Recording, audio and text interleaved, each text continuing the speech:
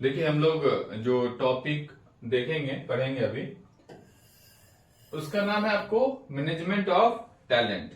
किसी भी ऑर्गेनाइजेशन के अंदर अगर मान लीजिए 50 लोग या 100 लोग काम कर रहे हैं, जैसे मान लीजिए हमारी कंपनी है लाइट बनाने की, और हम लोग के यहाँ टोटल जो एम्प्लॉय है मान लीजिए वो अगर 50 है, ठीक है ना, 50 लोग हम लोग काम कर रहे हैं हम अपने ऑर्गेनाइजेशन के लिए। 4 डिपार्टमेंट है, जैसे मान लीजिए 4 विभाग है। कौन कौन सा? तो सपोज कीजिए कि अगर एक जो डिपार्टमेंट है उसका नाम प्रोडक्शन है। प्रोडक्शन है तो सेल्स होगा, सेल्स कह ले या सेल्स या मार्केटिंग कह ले, और बड़ा ऑर्गेनाइजेशन रहता है तो ये दोनों अलग है। सेल्स मार्केटिंग एक डिपार्टमेंट है, एक डिपार्टमेंट प्रोडक्शन है। एक तो अकाउंट्स होगा ही होगा, और एक अगर छोटा भी ऑर्गेनाइजेशन है तो एक बहुत अहम चीज है जो लोगों को ध्यान रखना चाहिए। लोग ध्यान नहीं रखते हैं, कहते हैं कि ये काम मैं खुद कर लूंगा, लेकिन ऐसा होता नहीं है। आपको क्या करना है, तो एचआर का एक डिपार्टमेंट बनाकर जरूर रखना चाहिए, ठीक है ना। ह्यूमन रिसोर्स का एक डिपार्टमेंट होना ही चाहिए, और कम आप एम्प्लॉय रखें उसमें, लेकिन होना चाहिए। जैसे मान लीजिए 2 से 3 लोग यहाँ हैं, यहाँ भी 2 से 3 लोग हैं, ठीक है। यहाँ मान लीजिए 8 लोग हैं, 10 लोग हैं, और फिर यहाँ मान लीजिए 30 अराउंड लोग हैं, ठीक। अब ये 4 डिपार्टमेंट है और लोग हैं इसमें बटे हुए। हम लोग जो टॉपिक पढ़ रहे हैं उसमें यह है कि आप किसी ऑर्गेनाइजेशन के अंदर जितने भी कर्मचारी हैं या फिर जो उसके एम्प्लॉय हैं, तो उसके टैलेंट को आप कैसे मैनेज करें और उससे बेस्ट आउटकम्स कैसे आप ले सकते हैं, ठीक है ना। किस तरीके से आप उसके टैलेंट को मैनेज कर सकते हैं। मैनेजमेंट ऑफ टैलेंट, तो सबसे पहला है रोल्स एंड रिस्पॉन्सिबिलिटी मैनेजमेंट। आप किसको क्या रोल्स दे रहे हैं, क्या रिस्पॉन्सिबिलिटीज दे रहे हैं, उसको मैनेज करना बहुत जरूरी है। जैसे यहां देखिए आप, अगर प्रोडक्शन में 30 लोग हैं, सपोज कीजिए प्रोडक्शन में कितने लोग हैं, 30 लोग हैं, और 30 आदमी है मान लीजिए प्रोडक्शन में। अगर इस 30 को आप डिस्ट्रीब्यूट करें, तो अगर मान लीजिए कि 20 लोग हैं लोअर लेवल पे, मतलब एंट्री लेवल पे कहते हैं, मतलब बिलो 1 ईयर ऑफ एक्सपीरियंस। उसके बाद बच गया कितना लोग, 10 में मान लीजिए कि 5 लोग जो हैं वो मीडियम एक्सपीरियंस पे हैं, और फिर उसमें से फिर जो बच गए अब 5 लोग, 30 लोग थे 20, मतलब अब 20 लोग, 10 में से फिर 5 लोग जिसको मीडियम एक्सपीरियंस है। इस 5 में से मान लीजिए 3 लोग ऐसा है जिसको इससे थोड़ा सा ज्यादा एक्सपीरियंस है, और फिर जो 2 लोग और हैं उसको सबसे ज्यादा एक्सपीरियंस है। तो कुल मिला के ये कहें हम लोग कि 20 जो आदमी है वो 1 साल से लेस एक्सपीरियंस वाले लोग हैं। 10 लोग मान लीजिए कि 1 से लेकर के 4 साल के एक्सपीरियंस वाले लोग हैं। उसके बाद जो 3 लोग हैं 20 नहीं सॉरी 10 नहीं, यहाँ 5 लिख लेते हैं। 3 लोग हैं, उनको मान लीजिए कि 4 से 6 साल का एक्सपीरियंस है, और फिर 2 लोग जो है उसको मान लीजिए कि 6 to 8 ईयर का एक्सपीरियंस है, ठीक। अब बात यह है कि अगर जहां आपको ये 5 लोग हैं और इस 5 लोग में कोई रिस्पॉन्सिबिलिटी देना है, कोई काम ऐसा है जो कि हाँ इस लेवल का आदमी कर सकता है, आपको पता है कि अगर कोई काम है, 5 आदमी है आपके पास, ठीक है ना, जो एक प्रॉपर जिस एक्सपीरियंस का है वो लोग, वो किसी काम को कर सकता है, जिसके पास 1 से 4 साल का मान लीजिए अनुभव है, और वो किसी काम को कर सकता है, तो उस 5 आदमी में आप किसको उस काम के लिए चुनेंगे, इस चीज का निर्धारण करना बहुत जरूरी है। क्योंकि वो 5 जो आदमी है उस 5 में अलग अलग टैलेंट है, उस टैलेंट को आपको पहचानना है और फिर उस हिसाब से आपको रिस्पॉन्सिबिलिटीज उसको हैंड ओवर करना है और उसका प्रॉपर फीडबैक लेना है या जो कुछ भी है।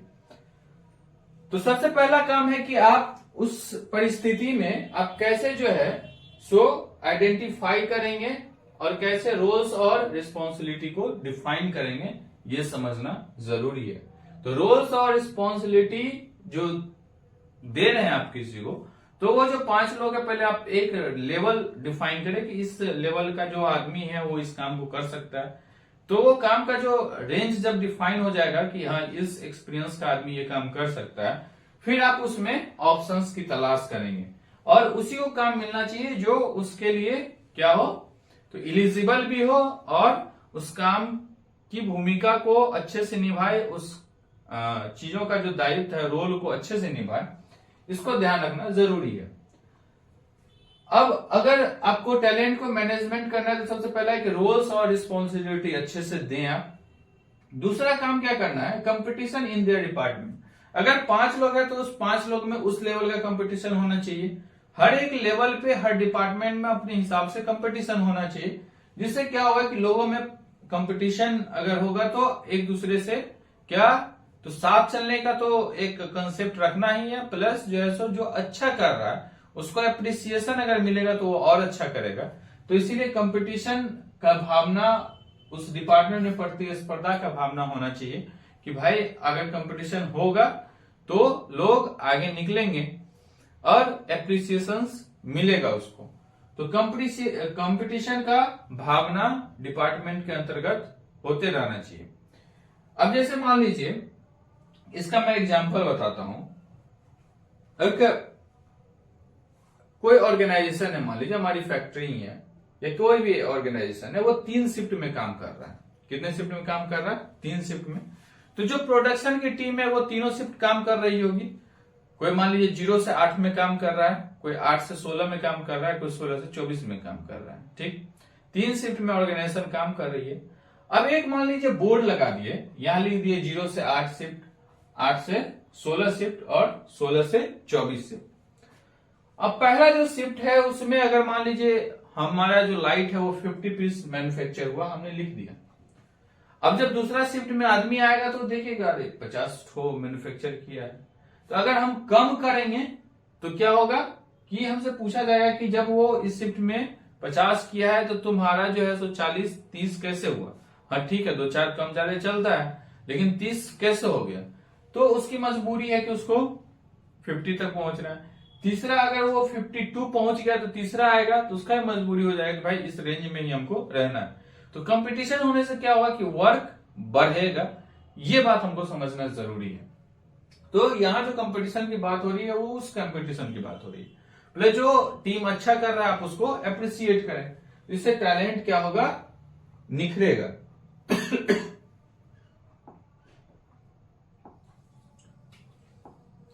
अब क्या है, मिशन स्टेटमेंट और अलाइनमेंट। मिशन स्टेटमेंट हम लोग किसको कहते हैं, जैसे मान लीजिए हम लोग को छत पे चढ़ना है, तो छत पे जो चढ़ना है वो हमारा विजन है कि हमको छत पे चढ़ना है, और चढ़ने के लिए हम फॉलो करेंगे सीढ़ी का। तो सीढ़ी पे जो चल रहे हैं उसको कहते हैं हम लोग मिशन, और छत वो हमारे लिए क्या हो गया, विजन। तो जो हमारा जो स्टेप्स है जो रोज रोज हम फॉलो कर रहे हैं वो अलाइन है कि नहीं। ऐसा तो नहीं कि सीढ़ी पे चढ़ते चढ़ते हम लोग रेलिंग नहीं है तो नीचे की तरफ गिर जा रहे हैं। तो उसको अलाइन करने के लिए क्या बनाया गया है, रेलिंग बनाया गया है कि भाई आपको इस बाउंड्री में ही चलना है, इस लाइन में ही चलना है। तो जिस तरीके से वहां साइड्स में जो है सो सपोर्ट बनाया गया है कि आपको अलाइन होकर के चलना है, उसी तरीके से हम लोग का जो मिशन स्टेटमेंट है उस मिशन स्टेटमेंट के साथ अलाइनमेंट बना करके आगे चलना है। तो हमारा जो टैलेंट है वो प्रॉपर पता चलेगा कि हाँ हमारे पास टैलेंट है कि हम विजन तक पहुंच सकते हैं। तो मिशन स्टेटमेंट और साथ में उसका अलाइनमेंट, ये दोनों चीज जरूरी है किसके लिए, टैलेंट को मैनेज करने के लिए। उसके बाद इंगेज एम्प्लॉय। एम्प्लॉय को इंगेज करना चाहिए। जैसे जो वर्क है डेली रूटीन का वो तो है ही साथ कोई ऐसा एक्स्ट्रा एक्टिविटी इस समय लोगों को इंगेज करना चाहिए जिससे वो रिफ्रेश होंगे और फिर अच्छे से ऑर्गेनाइजेशन के ग्रोथ के लिए काम करेंगे। तो ये 4 चीज हम लोग देखें, एक तो इंगेज एम्प्लॉय, मिशन स्टेटमेंट, उसके बाद रोल्स और रिस्पॉन्सिबिलिटी आप अच्छे से डिफाइन करें। और उसके बाद एक और क्या चीज था, रोल्स एंड रिस्पॉन्सिबिलिटी अच्छे से डिफाइन करें, मिशन, उसके बाद कंपटीशन एंड देयर डिपार्टमेंट। तो 4 चीज है, roles, responsibility, competition and their department, उसके बाद मिशन स्टेटमेंट यानी मिशन के अलाइनमेंट का मामला, और फिर क्या है, इंगेज एम्प्लॉय। तो ये 4 चीज हम लोग देखें किसमें, तो मैनेजमेंट ऑफ टैलेंट में। Okay, thank you.